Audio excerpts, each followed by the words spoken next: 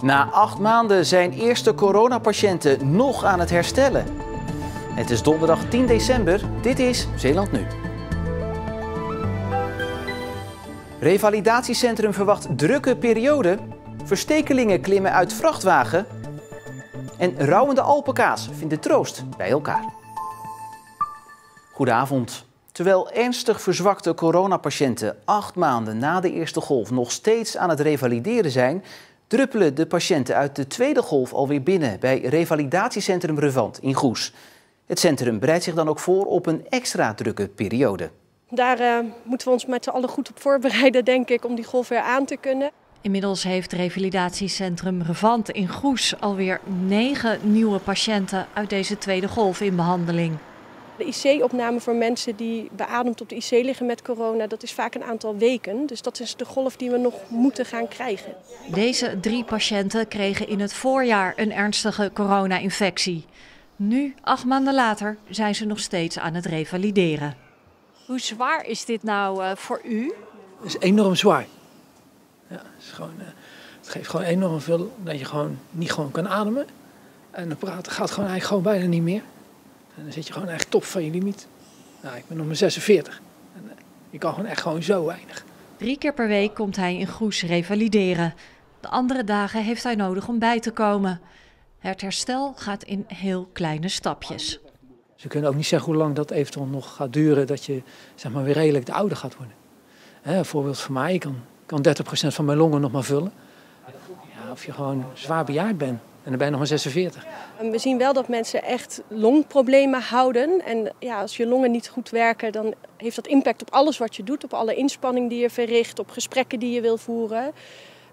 Maar we zien ook dat de impact veel groter is dan alleen dat. Mensen hebben geheugenproblemen, vergeten meer dingetjes. Dus er zit veel meer bij dan alleen die longproblemen. En ik denk dat juist die complexiteit, de combinatie aan aandoeningen maakt dat mensen veel langer nodig hebben om weer te herstellen. Deze patiënten uit de eerste golf zijn nog lang niet hersteld. En om te laten zien hoe het is als je je fysieke grenzen niet goed bewaakt en je je even te veel inspant, dan gebeurt er binnen een halve minuut dit. Is mijn lucht gewoon helemaal op. En dan krijg ik een brandige longen zo vanaf hier zo helemaal. En mijn benen gaan zin. En dan kan ik gewoon helemaal, kan ik niet eens meer praten. Dus voor mij gewoon helemaal op. Bij mij in de studio Ilja Tuning. Ilja, 8 maanden revalideren en dan stort je alsnog in als je je een minuut te veel inspant.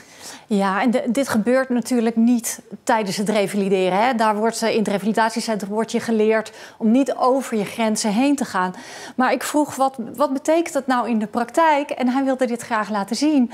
Want af en toe in het dagelijks leven ga je wel eens te ver. Ga je toch even om een boodschap. Ga je toch nog even snel koffie zetten. En als dit dan gebeurt, als je even over je grenzen heen gaat, ja, dan moet je meteen 2 dagen bijkomen. Ja, dat is heftig. Nu verwachten ze een extra drukke periode in het revalidatiecentrum. Kunnen ze dat ook aan? Ja, ze zeggen dat ze het goed aan kunnen. Het wordt extra druk. Er komen meer patiënten. Deze tweede golf duurde al langer dan de eerste golf. Dus ze verwachten ook meer patiënten dan in het voorjaar. En het is ook extra druk omdat nu af en toe personeel uitvalt. Hè. Dan zijn ze verkouden, moet er getest worden. Dus de werkdruk is hoog. Het is schuiven met roosters en diensten en kijken hoe het allemaal aangepakt kan worden. Maar ze kunnen het nog goed aan, zeggen ze. Nou, gelukkig. Ilja Tuning, dankjewel.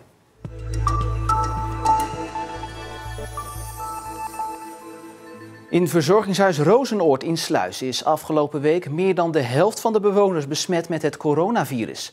Van de 58 bewoners zijn er 30 positief getest. Daarnaast zijn er ook 18 medewerkers besmet met het virus. Alle bewoners worden nu getest en de locatie van Zorgzaam gaat in quarantaine en bezoek is dan ook voorlopig niet toegestaan. En in Zeeland zijn er tot vanmorgen 129 besmettingen bijgekomen. Dat zijn er 48 meer dan gisteren. En de laatste keer dat het aantal dagbesmettingen boven de 100 uitkwam was 2 weken geleden. Een vreemd gezicht vanmorgen op de A58. Daar sprongen rond 11 uur 5 verstekelingen uit een vrachtwagen. Dit gebeurde bij een tankstation bij Krabbendijken. De groep mannen liep tegen het verkeer in richting Bergen op Zoom, waar een ooggetuige hen zag lopen. En op een gegeven moment hoorde ik een vrachtwagen toeteren, dus toen keek ik. En toen zag ik die mensen lopen. daar. En ik dacht eigenlijk dat het Poolse chauffeurs waren. Want die komen wel meer bij het tankstation en dan gaan ze in het dorp boodschappen doen.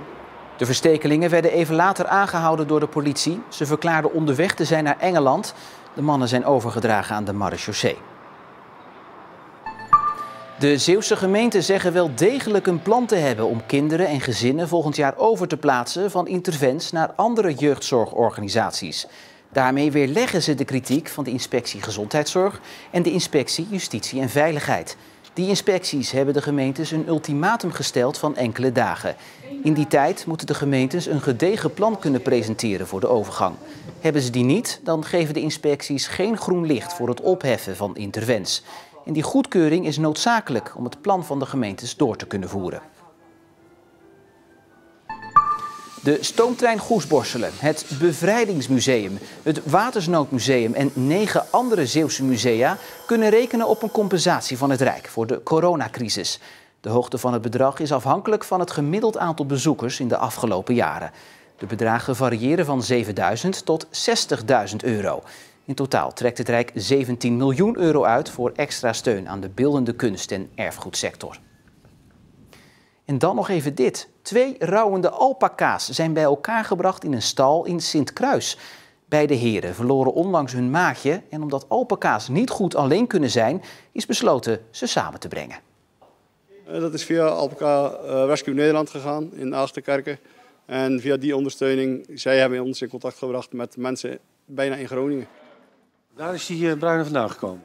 Ja, die bruine heeft helaas hetzelfde meegemaakt als onze witte heeft meegemaakt. Hoewel het allemaal mooi klinkt, ging de ontmoeting niet meteen goed. In het begin hebben ze kleine meningsverschillen. Ze vechten enigszins wel voor hun rangorde, maar dat is goed te overzien. Hoe oud kunnen ze worden? Tussen de 20 en 25 jaar. Dus we hopen dat ze dat ook halen. En met z'n tweeën? Ja, graag. Zou ideaal zijn.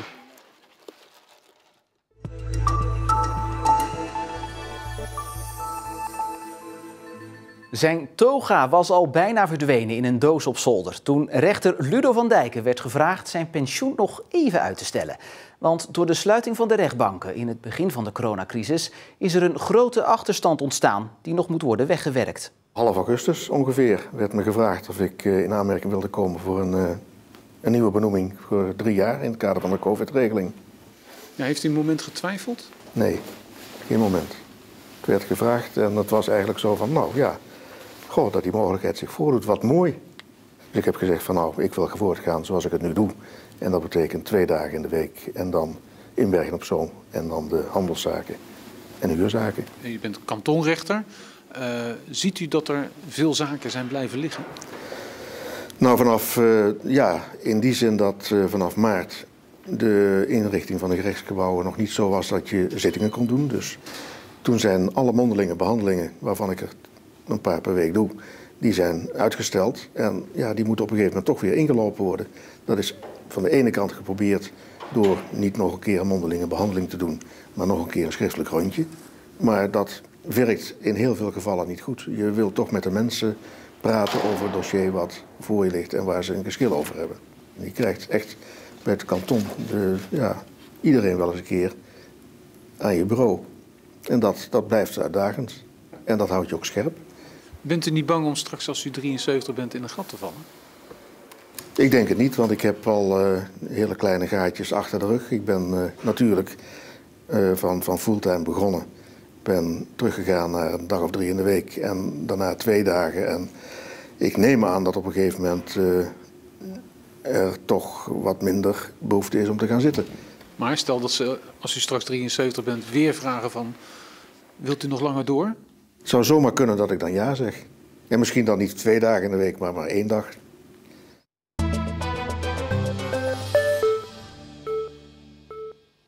Het zijn onzekere tijden voor de enige Zeeuwse profkoers in het wielrennen, de Tax Pro Classic. De koers is vanwege corona en door het ontbreken van bestuurlijke mankracht en kennis al 2 keer niet doorgegaan. Toch blijft de organisatie erin geloven en zoekt naar nieuwe kansen om de wedstrijd in stand te houden. Dylan Groenewegen staat op de erelijst als voorlopig laatste winnaar van de Tax Pro Classic. De sprinter van Jumbo-Visma was in 2019 de sterkste in de sprint op Neeltje Jans voor Elia Viviani. Dit jaar geen Tax Pro Classic en ook volgend jaar niet. Niet alleen vanwege corona, maar ook door het ontbreken van bestuurlijke mankracht en kennis. Wat ook natuurlijk zeer heeft meegespeeld is de bestuurssamenstelling. We weten natuurlijk dat Kees Bal begin van het jaar het voorzitterschap heeft stopgezet.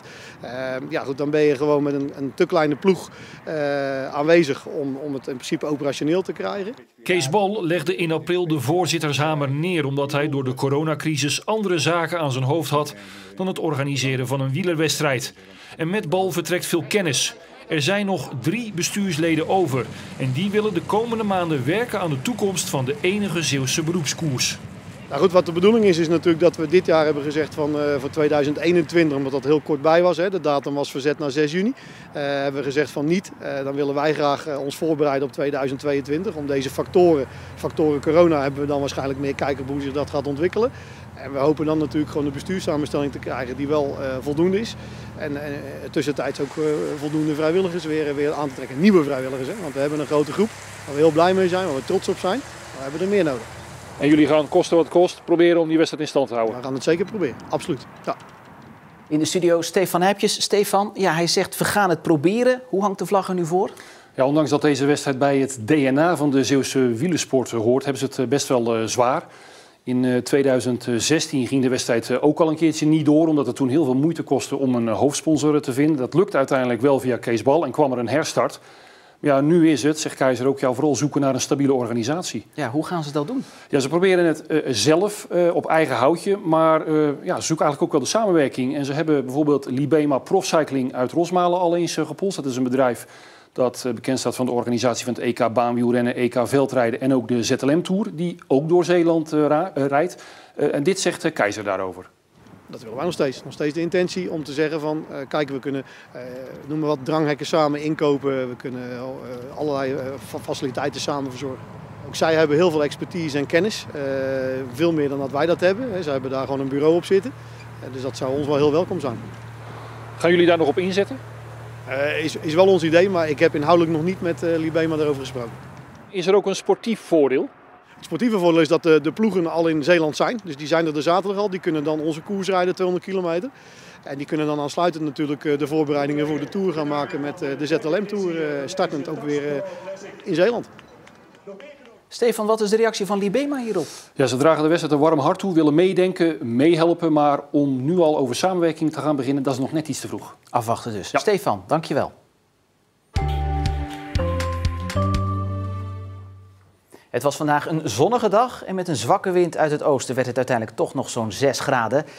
Maar door het onbewolkte weer wordt het vanavond en vannacht wel vrij koud, tegen het vriespunt aan. Morgenochtend neemt de kans op regen snel toe. Het is dan ook koud met dit keer een krachtiger wind dan vandaag. En in Achter de Stilte zien we deze week hoe na de eerste lockdown de strenge maatregelen langzaam werden versoepeld. Zo mag Constance na 11 weken haar dochter weer bezoeken. Hoe is het met je?